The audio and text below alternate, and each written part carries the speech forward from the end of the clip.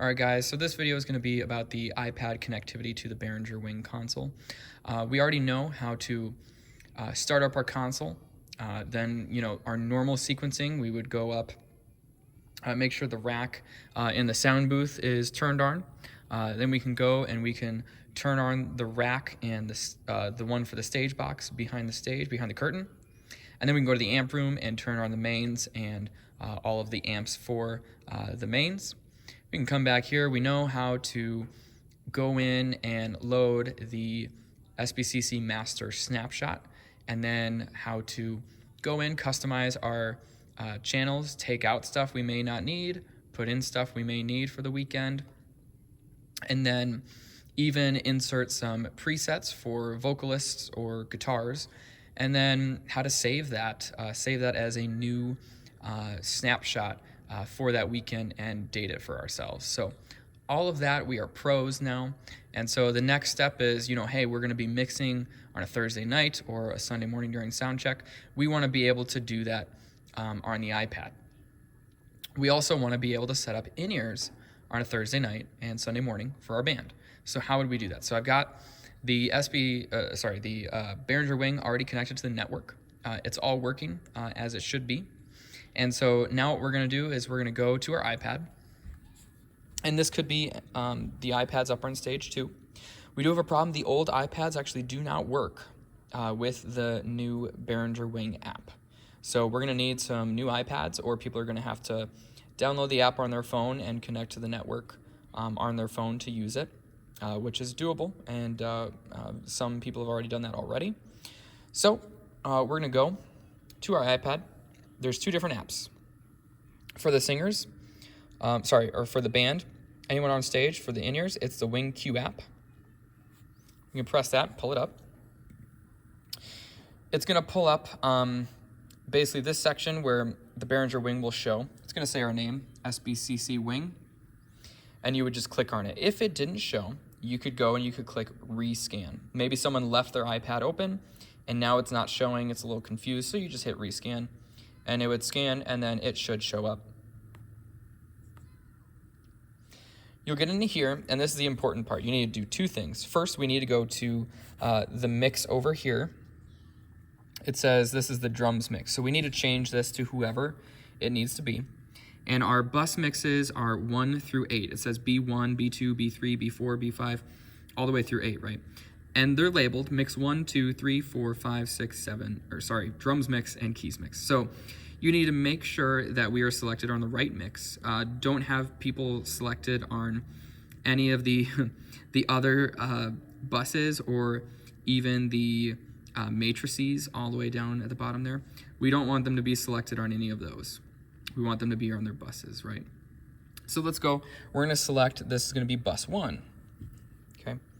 And then in here, we only have 4 things to control.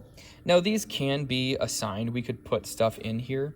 And so we could select, like, you could tell this to the team to really do this. They could go in and they would basically go in here and select what they want to hear in this section. So I could build just a drum mix. I could go through and boom, add all the drums. And all of them are adding at this fader level as well. And then when I click out of that,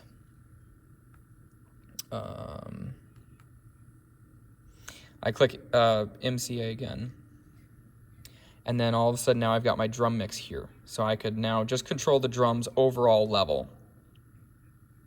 And that's every single drum in that level. So we don't necessarily have to do that. So we would actually just rather go to the mix, and this is what we're used to, just controlling every single instrument individually here. And you would just slide through and select what you want.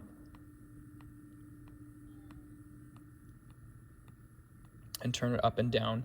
If it's not on, that's because you probably don't need it. I've assigned like sub kick, we really don't need in our in-ears.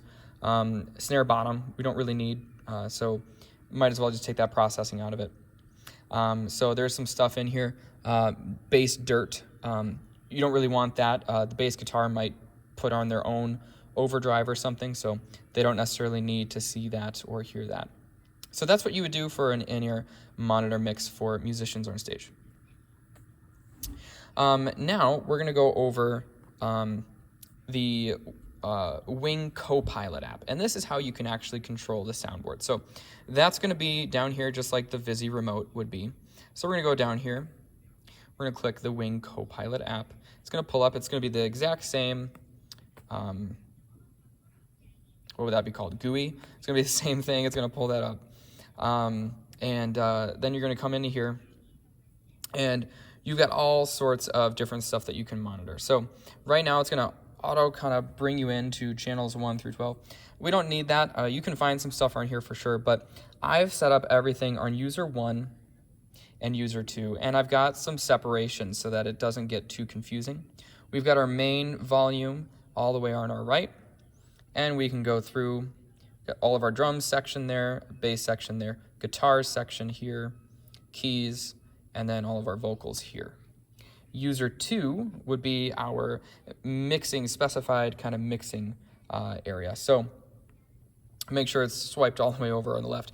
These are our DCAs, or if you remember, these are our main mixing faders, our main mixing tools, right? So we would go here, and this is where you're doing bulk of your work. Then we've got our compression subgroups for our drums dry, our vocals dry, and then we've got our compression for our parallel compression for our drums and our vocals, okay? And then we've got our wet effects for vocals and our wet effects for drums. And that's everything that we have on the user layer 1 and 2. If you wanted to go and check out your mute groups, and you need to do that, you go to this section up here. It says mute group /DCA. And so that's where you see all of those. You can turn them all on or off. And the mute groups are here. The DCAs, that's just a configuration thing, so we don't have to go into that. Everything's already configured there. So we can go into there and do all that. We can also go into TalkBack if we wanted to, if you wanted to control it from here. Oh, that's actually disabled, so we don't have to do that. And then if we want to go to a channel and we want to like start editing a channel, maybe we want to check the gain, you could just press the channel. I like to press the color icon there. I think that works the best. You could also just scroll through, so you could go to the second tab up here. Instead of this section for faders, it would be like channel settings, and then you could just press left, oops, wrong one. You press left and right up at the top,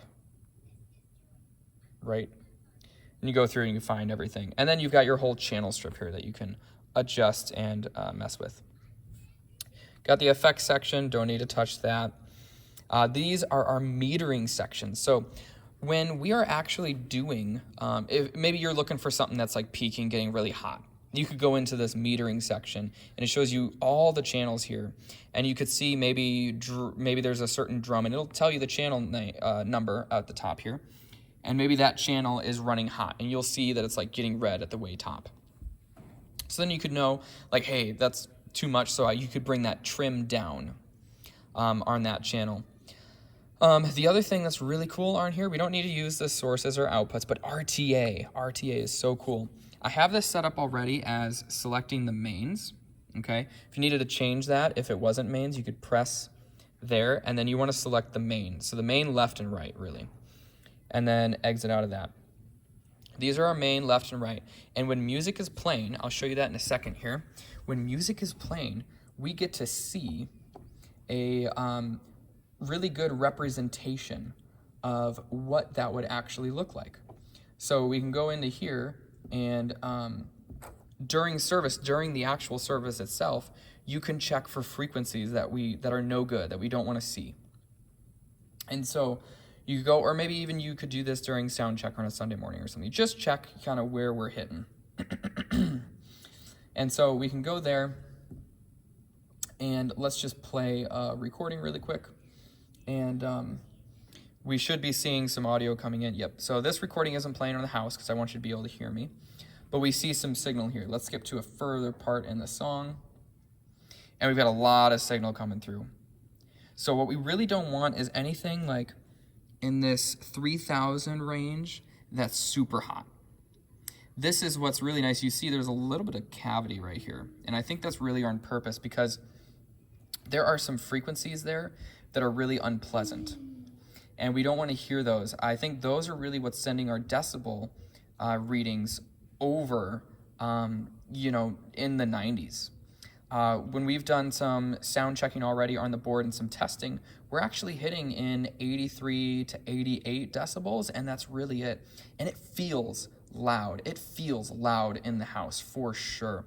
I had the whole staff in, and I showed it to them on a recording, and they were like, "This is loud. Can you turn it down?" So definitely now the really, it's just an overall loudness and density now, versus I think on the old soundboard what we really had was a lot of harsh overtones and harsh frequencies really hitting that decibel meter and our ears and making us feel like it's louder than what it really is. Because even being in the 90s it's healthy. It's being at a rock concert, like that's normal. Usually they're hitting at 100, 105. So it's pretty normal. All right, then this next section over here is routing. You guys don't have to touch this. I actually ask, please don't touch this, because I have it all set up and I don't want it to get changed. And then that's really it. Then you've got some settings here. I wish we could turn the console off from the iPad. That would be really cool, but we can't. So really your main sections are going to be the channel, the second tab over for the channel strip, and then we've got the fourth one, which is the metering or even RTA. So, and that's everything on the iPad that we can use and walk around and basically mix and utilize remotely. Let me just go in, and I'm going to turn some faders up and down, and you'll see. So we've got some channels going, and I'm just going to turn some stuff up and down. So I'm going to go in here, and I'm going to turn that. Yeah, it works. You guys know how it works. It's pretty slick. So that's basically everything.